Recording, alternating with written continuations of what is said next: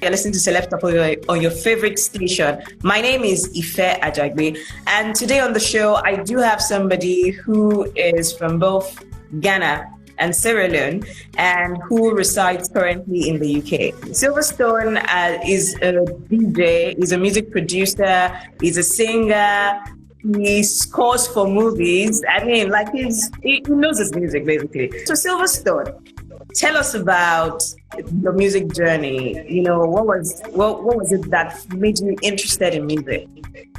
I always loved music from a young age. My toy was a little keyboard, a little Casio keyboard, very small one.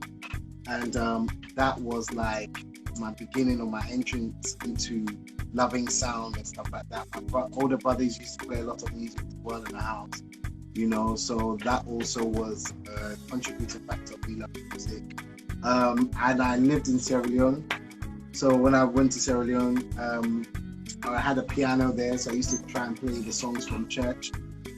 And then, yeah, for me, since then, like, I've always had a passion and love for music and sound, on how it changes people's reactions and actions and just emotions. So, yeah. You have a mix of cultural influences. Which would you say is strongest in your music? I would say the Silverstone culture. That's it. I'm both. I'm not more Ghanaian or Sierra Leonean. I am in the middle, because they're both beautiful places. There's nothing that I can really say like, you know, is more than the other. I enjoy being, you know, both. Let's talk about your transition from being a DJ and a music producer and that guy that just always in the studio to the artist that, you know, we all see and then does music videos and does features and all of that. What informed the transition? I think it's just growth as a musician. Not being afraid to just trust my voice and enjoy the sound of it. Also, just I felt like it was a natural progression, you know, from being a producer and a songwriter for other people, singing harmonies, singing hooks, because I was doing lots of stuff like that. There was one song that I really loved that I did in Nigeria with Ill Bliss.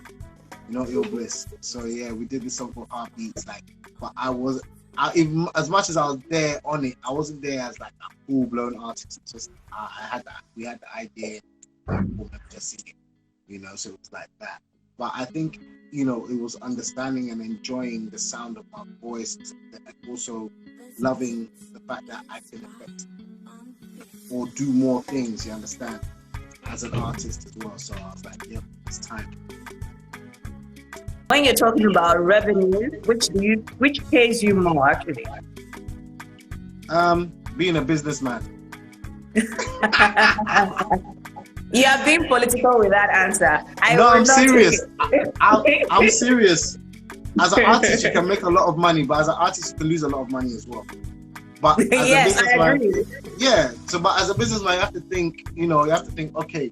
You know, I heard someone saying, you know, when I wanted to do music, the first thing I did was get a job. And like, this music game is crazy. So it's one of those things that you have to think, okay, how am I gonna, you know, keep this thing running? So in terms of revenue, definitely as a producer, you get lots, because you can have 10 songs in the top 10 with 10 different artists and they're all bringing you money. You understand? True. But it's very difficult for you to get to that position and for you to get to that place that is going to allow you to be there. However, you know, it is very important for you to be able to, you know, as an artist, enjoy what you're doing as well.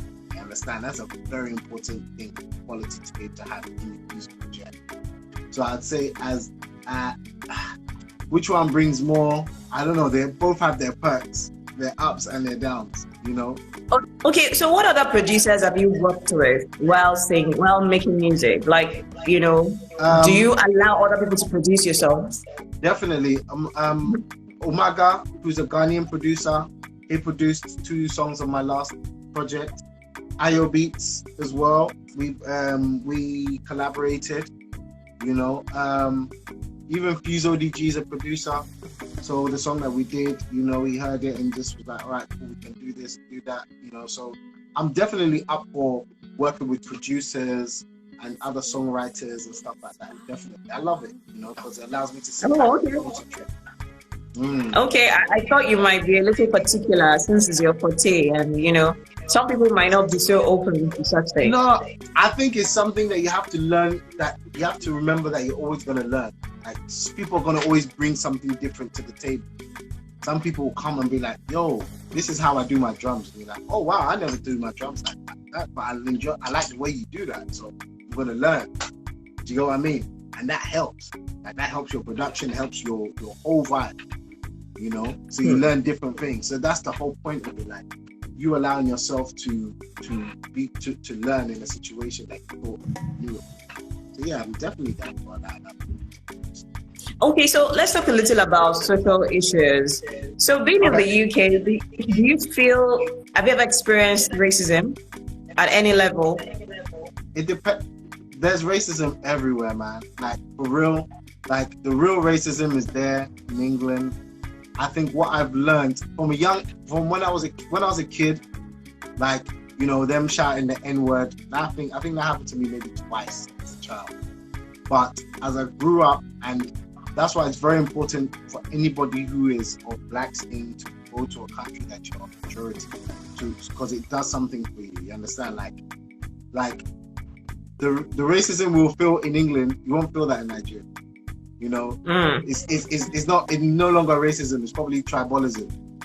You understand? Like, that's what it is. So when you realize that, and then you come over to a country like England, you realize that, you know what, England is not really our home. You understand? As much as we're here, as much as people know, okay, you're from London, you live in London, and you have your house in London, it's not really your home. You understand? You know, this is you know, this is a white man's. That's the reality of it. However, we are here. You understand? And many of us, like myself, have been born here. But it's just a small-minded way of thinking. So what you have to understand, and what you have to do is not have a blanket mindset like a racist would. A blanket mindset like, all black people are this or that. I look at it in a way where it's the personal thing. Some people are overtly racist, and that's how they are, and we will not get along. Some people are like, nah, you know what? If it wasn't for you, I wouldn't have no seasoning in my chicken, bro. So thank you. I understand now. You know, some people, you know, if you look at an English or British man's life, he eats Indian food, he drives a Japanese car, you understand? He's got, like, his whole life is international. You understand? Asian technology. Exactly. Like, his whole life is international. There's no way that this human being can think that his country should just be for him. Because if it was, he would not be around it. So that's a small-minded man's, you know, thinking. So once you realize that, you start to realize that, you know what, these racists or whoever is you know, you can't even walk around thinking that way. You know, where exactly does the music have, you know, the highest I would say, wow. I would say, according to the streams and stuff like that, I'd say like America and Europe. America, definitely. A lot of the, like, LA, New York, those places. And then Ghana, Sierra Leone, like, when I go back, it's a lot of love there as well. You know, yeah, definitely. That's why I'd say it's like accepted. And obviously UK as well. Obviously UK, because, you know, my single's been out, and the amount of people that Shazammed it, that played it, it's amazing. You know, it's no big label, it's no big guy behind it, putting mad money behind it. It's just, you know, I like the vibe, I enjoy it. You know, and that's what I think the beautiful thing about where we are these days. There's a point you said that you were a solutionist. Yeah. So I was wondering, considering your experience traveling around Africa and other parts of the West, you know, what do you think Africans can do better to improve their society? Or do you think it's just fine the way it is? No, I think the best thing we can do is remove the difficulty of crossing borders. You see, like, if yeah, and it's crazy because I'll never forget, I was traveling with my friend from Nigeria. He lives in Kenya. and we're going to, where were we going? Uganda. And I have a Sierra Leonean passport, so I didn't have to pay. But him with a Nigerian passport had to pay visa. Like, and then the cost of the flights was so crazy, but these countries are so close. Like, if I'm in Ghana and to go to Sierra Leone, I might as well go to England and then fly from England and come to Sierra Leone. Like, it's actually the same price sometimes. So I think sometimes it's for us to be able to break down these barriers and borders, for us to bring our talents like across easier.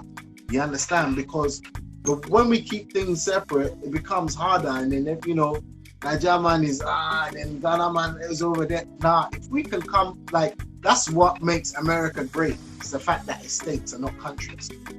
You understand? Can you imagine? Well, I think that is in the works, because, you know, there have been conversations about making trade easy, especially you know, yeah. So that's actually in the works. But there's also the part, this is like two-pronged. There's also the part where every sovereign state wants to protect itself and make sure that, you know, insurgents don't just come in from a country. So there still has to be a level of border control. So even if you're moving from one country to the other, it would be legally. Yeah. Yeah. So that's it'll be legally, but it needs to be less headache. Like, I've got 3 passports. The reason why I got 3 passports is because I want to be able to travel as much and to places, and it's my birthright to have them. You understand? Mm-hmm. But for somebody who is not as fortunate as me to have that, it will be more difficult, you know, for them to go. Like, if you know, if I want to go to Nigeria, I only have a British passport, I have to go and get a visa. But being an African, even though I have a British passport, you know, I still can't just go to my homeland. So I think it's those things, because once we can do that easier, then I'm going to bring my knowledge and my wisdom that I've learned in the West, and then come to Africa and be like, yo, guys, we can do it like this, you know. And obviously it happens, but I think and definitely the best thing about it is because of our culture. You know, the African culture is growing and it's becoming more acceptable. Before, when I was a kid, going to Africa was a punishment. You know, we're going to send you to Africa. We're going to send you to Sierra Leone. Like, they sent me to Sierra Leone because they thought I was going to be a bad boy. So before he's a bad boy, send him there so we can whip him. Now, if you tell a kid you're going to Ghana, Nigeria, they're like, hey, please send me now. Let me go, because obviously it's no longer a punishment, but it's a blessing, and that's a good thing. So that's going to help. That's an amazing thing. So in 20 years, you know, those who have been going back and forth for holidays and enjoyment, now thinking, bro, let me buy a house here, let me build. That is investing into the, you know, the overall economy, and it helps build the place. So I think that's one of the best things that we can be doing, you know, as Africans, and to bring solutions, is to take our wisdom back, you understand, and build. Okay. You know, we're going to sign out with a song called Falling For You by Silvastone. Yeah. And Silvastone is going to tell us what the process of making the song was. Yo, so making this song, I've been very influenced by South African house, Kwaito, you know, all those beats, you know. So as a musician, I've said, right, I want to be able to make that. I want to be able to vibe with that, but bring my own sound to it. So Falling For You is a fusion of those sounds. The guitar is one of the most, like, I love the guitar. So the guitar is like a lick that I learned to play, and I was like, right, boom. I'm not even a guitarist like that, but, you know, and then the vibes and the energy, I wanted to make space on the record, and I wanted it to just be danceable but emotional at the same time. You understand? So you can enjoy it and feel it. You understand? So yeah, it's one of my favorite records that I've made, and it's out right now. Stream it, play it, you know, Shazam it, do everything you need to do to enjoy the vibe. Dude, you've been teasing us with the video, the official video. When is it gonna come out? Have you subscribed to my YouTube channel? My management have said no video until I get 100 more subscribers. So have you subscribed to my YouTube channel? Please subscribe so I can go and tell my management that I've fulfilled my. But I like the studio video that you did. You know, playing the keyboard and all of that. It was lovely. Yeah. It was That's just lovely. like a nice, like uncut version. You know. Why did you grow the dreads though? What made you Why change not? your look? No. Why I'm not? just My thinking. hair grew. No, it's lovely. I like it. Mm. But that's not always been your vibe. So was there a reason for the change of vibe? You know what it is? My hair was growing, and I said to myself one day, I'm never gonna have dreadlocks. And then I thought, why did I say that to myself? My hair's growing, I'm gonna try. So at least when I cut it, I know I've done it. So that's why I did it. Yeah. Okay. So, it's actually cool. It's nice. thank you. All right, thank you very much. That's about the Celeb Stopover for today. My name is Ife Ajagbe, and big shout out to my team, T Dot, the music producer. He's going to make sure that the sound for this show is on point. And you can check him out on social media at I am unbeaten. And you can also check out Dale Greenix. Dale Greenix is going to be the video editor for this show. So follow him, check him out at Dale Greenix. He's going to make sure that this video is good for YouTube. Also, big shout out to Deji Plug. Deji Plug is the publicist for the show. Thank you very much for joining the conversation today. See you next time. Bye-bye.